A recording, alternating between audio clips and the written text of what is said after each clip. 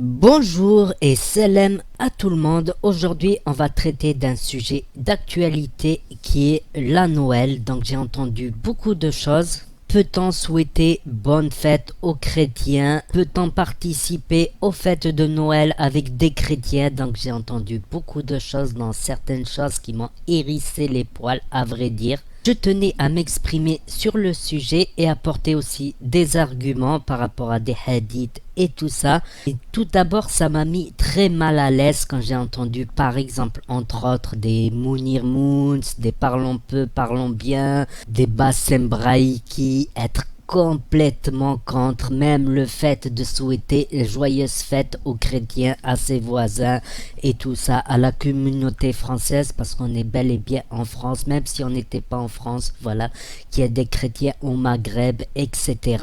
Donc déjà, avant de commencer, moi je n'ai pas fêté la Noël, mais ça m'empêche pas de souhaiter bonne fête à tous les chrétiens. Ça ne m'empêche pas d'avoir une pensée pour Aïssa.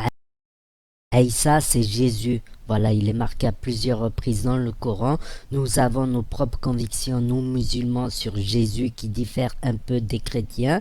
Donc j'ai eu une pensée pour tous les enfants de France, qu'ils soient maghrébins, français, black musulmans ou black chrétiens. Donc ça c'est mon point de vue personnel avant d'aborder le sujet des hadiths, le sujet religieux, tout ça. 2 ou 3 janvier, il va entrer à l'école et il y a quelque chose qui se passe ce jour-là, surtout dans les petites classes primaire ou les premières classes de collège, tous les enfants ils disent moi j'ai eu ça pour Noël, moi j'ai eu ça, toi t'as eu quoi, toi t'as eu quoi.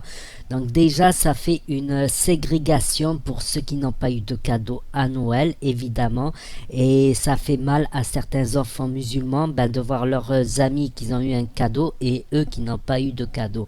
Donc on peut offrir des cadeaux même hors période de Noël, on peut offrir des cadeaux si on peut, assez souvent à ses enfants. Si on peut pas, on va se restreindre à certains moments, à certaines fêtes. Donc pour moi, ça fait une ségrégation, une discrimination entre les enfants, des enfants maghrébins qui peuvent se sentir mal à l'aise, qui peuvent se sentir écartés de cette fête, ou du moins au moins se sentir séparés des cadeaux. Donc moi là-dessus, je dis non. Rien que pour qu'ils soient à pied d'égalité, offrir un petit cadeau à Noël, ce n'est pas méchant, ce n'est qu'un cadeau. Après, sur l'existence du Père Noël, on peut en débattre ou ne pas en débattre, c'est un autre sujet. Après, je vais dire un autre point de vue personnel. Mounir Moons ou, comment il s'appelle, Bassem Braiki, on les voit sur des vidéos en train de fumer des joints. C'est de la drogue.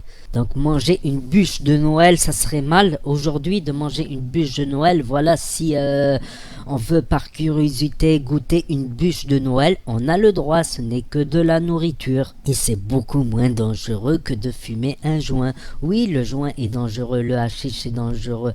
Vous pouvez regarder, je l'ai constaté moi-même, j'ai été fumeur moi-même. Vous pouvez taper sur Google schizophrénie cannabis, il y a 7 fois plus de cas de schizophrénie chez les fumeurs de hashish que chez les non-fumeurs de hashish. Ça concerne surtout ceux qui abusent de la consommation de hashish et de cannabis par exemple. Donc moi je trouve ça fou, ou je trouve ça fou que certains ils vont jusqu'à excommunier certains musulmans qui font 5 prières par jour, qu'ils ont fait le hajj. C'est des hajj qu'ils n'ont pas loupé un seul ramadan de leur vie depuis leur plus tendre enfance, qui se font excommunier par des fumeurs de shit, des gens qui boivent de l'alcool, qui excommunient des hajj qui font leurs 5 prières par jour parce qu'ils ont souhaité de bonnes fêtes à leurs amis chrétiens. Mais où va-t-on? Après que les avis soient divergents, c'est autre chose.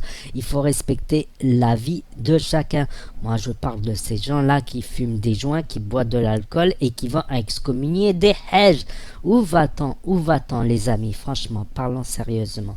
Donc maintenant je vais aborder le sujet des convertis. Par exemple, ceux qui se sont convertis à l'islam, ils ne pourraient pas aller participer avec leur famille au repas de famille. Ou les gens qui sont métis, moitié français, moitié maghrébins, par exemple, qui ont une partie de leur famille, leurs grands-parents, ils n'auraient pas le droit d'aller manger la bûche de Noël avec leurs grands-parents du côté français. Mais où va-t-on aujourd'hui? Où va-t-on? Ça m'a hérissé le poil d'entendre des avis comme ça. Certains feraient mieux de garder leurs avis pour eux, franchement. J'ai souvent défendu Bassem Braïki par rapport à ses bonnes actions, car il faut avouer qu'il fait parfois des bonnes actions, mais il faut peser aussi le contre. Il a fait énormément de mauvaises actions.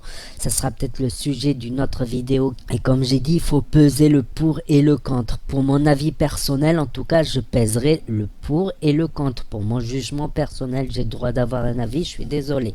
Donc moi, pour l'affaire des métis, pour l'affaire des convertis, je trouve qu'on va un peu trop loin. Ben justement, je vais vous justifier tout ça par des paroles, justement, et des paroles rapportées des hadiths, c'est ce qu'on appelle chez nous des hadiths, c'est des paroles rapportées de compagnons, voire de plusieurs compagnons, justement, qui coïncident et qui donnent la véracité à ces paroles, justement, si plusieurs compagnons l'ont rapporté, donc l'ont entendu. Mais là, on va parler, par exemple, des compagnons de Médine aussi. Donc là, voici un exemple, par exemple, pour les métis ou les gens qui sont convertis. Il y a encore une fois différents avis. Vous en avez certains qui disent il ne faut pas y participer. Et vous en avez d'autres qui disent oui, tu participes pour ne pas rompre ce lien familial. Tu participes, tu gardes ta croyance fermement, tu tiens à ta croyance. Et donc lorsque tu participes à ces dîners, tu ne fais rien de religieux.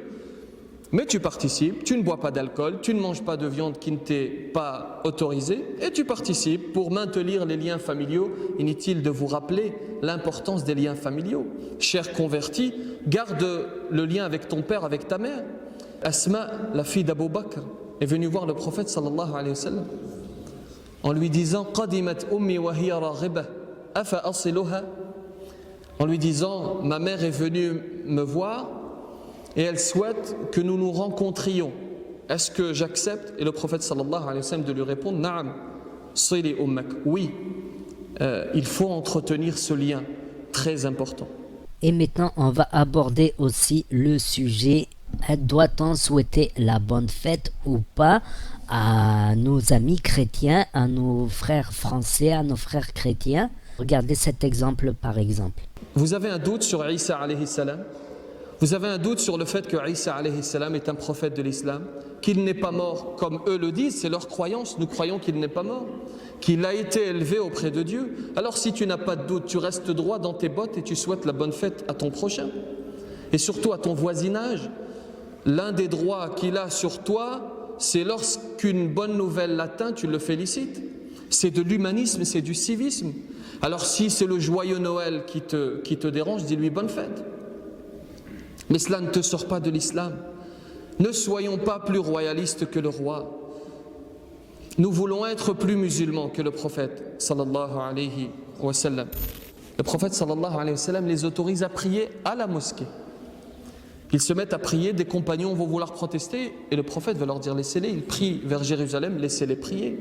Et nous on a un mal fou parfois à convaincre certains frères de la légitimité des portes ouvertes. Te disent non mais c'est des mécréants qui rentrent à la mosquée. Le prophète les a laissés prier. Tu es meilleur que le prophète? Je veux dire réfléchissons parfois. Nous voulons être plus royalistes que le roi, plus musulmans que le prophète sallallahu alayhi wa sallam. Et nous sommes bien contents. Nous sommes bien contents lorsqu'il s'agit de l'Aïd d'entendre nos prochains, nos concitoyens nous dire bonne fête de l'Aïd, n'est-ce pas? Est-ce que lorsqu'ils te disent bonne fête de l'Aïd, ils croient en l'islam, ce sont des musulmans? Soyons un petit peu logiques. Tu es leurs concitoyens et ils te disent bonne fête. Et nous, dans les mosquées, je crois que c'est le cas ici aussi à Villeneuve d'Ascq, on reçoit des courriers émanant d'églises, de synagogues, dans lesquelles les prêtres, les rabbins nous disent bonne fête, bon Ramadan, bonne fête de l'Aïd. Dieu te dit dans le Coran Hal jaza'ul ihsani illa al-ihsan. Y a-t-il autre récompense pour le bien que le bien? Donc voilà, en conclusion, je pense que pareil, qu'on peut souhaiter la bonne fête, qu'on peut même acheter une bûche de Noël, c'est pas interdit, tant que tu ne crois pas au Père Noël. Par contre, Jésus, il a bel et bien existé, il a été cité dans le Coran. On est certes en divergence avec les chrétiens catholiques au sujet de Aïssa. Donc voilà, et en même temps, j'ai exprimé mon propre point de vue.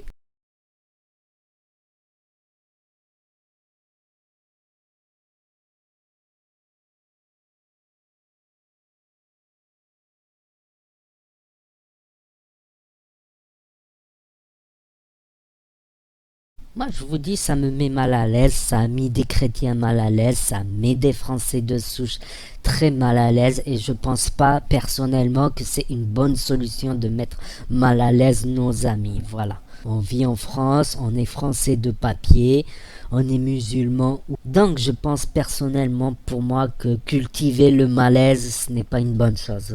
Voilà. C'est mon avis personnel. Cultiver de tels malaises, ça sert à quoi? Certes, ça fait du buzz, évidemment. Du buzz, des vues, du fric. Mais arrêtez de parler de l'islam. Quand vous fumez des joints, arrêtez de parler de l'islam. Quand vous faites des pubs sur des paris sportifs, arrêtez de parler de l'islam, s'il vous plaît. Comme on dit, faisons le ménage chez soi et les brebis seront bien gardées. Voilà, j'ai été assez dur cette fois-ci, mais je peux pas laisser passer ce malaise. Ça met beaucoup de convertis en malaise, ça met beaucoup de métis en malaise, ça met même des musulmans dans le malaise, et ça met des chrétiens et nos frères français de souche dans le malaise. Voilà, c'est très malaisant. Voilà.